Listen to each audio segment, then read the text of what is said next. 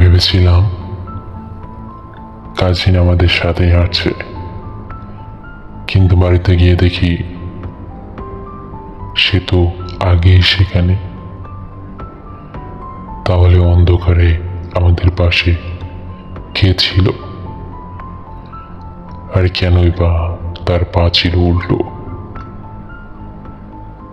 সে তাহলে কে? হ্যাঁ বন্ধুরা, ঠিক তাই। এই রহস্য জানতে আপনাকে পুরো ঘটনা শুনতে হবে, তো থাকুন আমাদের সাথে শেষ পর্যন্ত।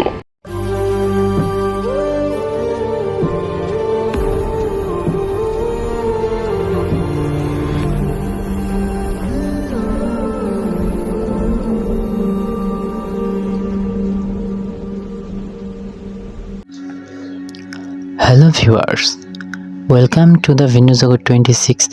আরও একটা নতুন এপিসোডে আপনাদের সকলকে ওয়েলকাম জানাচ্ছি।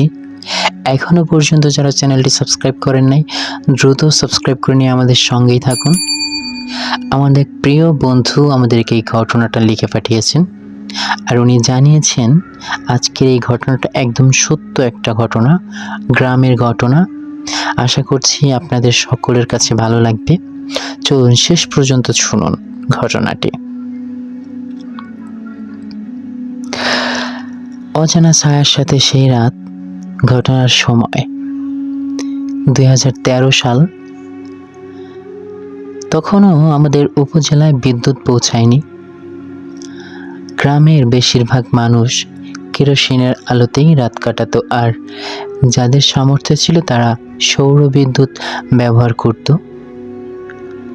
সেই সময় আমি গ্রামের বাড়িতে গিয়েছিলাম। এক নিকট আত্মীয়ের মৃত্যু হয়েছিল। মৃত্যুর 4 দিন পর চেহলাম উপলক্ষে মিলাদ আয়োজন করা হয়। সারাদিন মানুষের আনাগোনা, দোয়া আর শেষে খাবারের আয়োজন, সব মিলিয়ে একটা ভারী বিষণ্ণ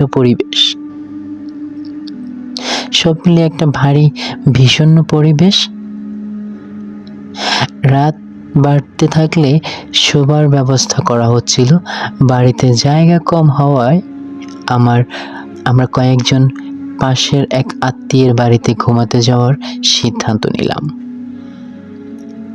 ঠিক তখনই হঠাৎ আমার এক কাজিন, প্রায় 25 বছর বয়সী, পেছন থেকে ডাক দিয়ে আমাদের সাথে যোগ দিল। সে হাসতে হাসতে পুকুরের মাছ ভাজার খুব প্রশংসা করছিল। সবকিছুই স্বাভাবিক মনে হচ্ছিল। আমরা কয়েক কদম এগোতে হঠাৎ আমার হাত থেকে বাটন ফোনটি পড়ে যায়। ফোনটা তুলতে গিয়েই হালকা আলোয় আমি যা দেখলাম তা দেখে আমি পুরো অবাক হয়ে যাই। তারপর আমি দেখলাম আমার ওই কাজিনের পায়ের দিকে তাকিয়ে হঠাৎ দেখতে পাই তার পা দুটো উল্টো। একদমই তার পা মানুষের মতো ছিল না। আমি সেই মুহূর্তটা এখনো ভুলতে পারিনি। যেন কোনো বয়স্ক মৃত মানুষের পা এটা। আমার বুক কেঁপে উঠল। আমি সঙ্গে সঙ্গে পাশের কাজিনের হাত চেপে ধরলাম এবং ইশারায় তাকে বিষয়টা বোঝালাম। মুহূর্তের মধ্যেই আমরা 3-4 জন একে অপরের হাত শক্ত করে ধরে দ্রুত হাঁটা শুরু করলাম।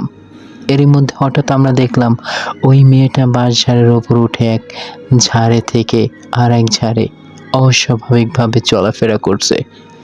আমাদের একজন ফিসফিস করে বলল, যাই হোক, কেউ পিছনে তাকাবি না। আমরা সবাই মাথা নিচু করে দ্রুত হাঁটতে থাকলাম। কিছুক্ষণের মধ্যেই সেই বাড়ির উঠোনে পৌঁছে গেলাম যেখানে আমাদের রাত কাটানোর কথা। কিন্তু সেখানে গিয়ে যা দেখলাম তা আরো ভয়ঙ্কর। আমাদের সেই কাজিন যে আমাদের সাথে আসছিল, সে তো অনেক আগেই এই বাড়িতে পৌঁছে গেছে। তাহলে এতক্ষণ আমাদের সাথে কে ছিল? আমরা সবাই স্তব্ধ হয়ে গেলাম। ঠিক সেই মুহূর্তে বাড়ির সীমানার বাইরে হঠাৎ এক দমকা বাতাস বয়ে গেল, আর সেই সাথে আমরা দেখলাম একটা সাদা ঘোড়া দ্রুত ছুটে চলে গেল অন্ধকারের মধ্যে।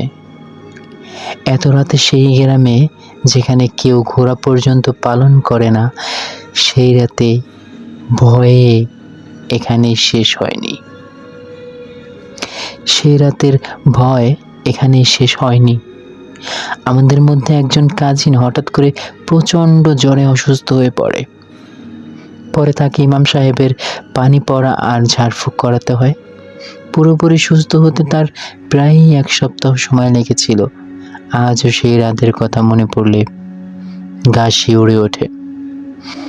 আমরা কি সত্যি কোনো অশরীরের সাথে হেঁটেছিলাম? আমরা ভেবেছিলাম কাজিন আমাদের সাথে হাঁটছে, কিন্তু বাড়িতে গিয়ে দেখি সে তো আগেই সেখানে। তাহলে অন্ধকারে আমাদের পাশে কে ছিল? আর কেন তার পা ছিল উল্টো?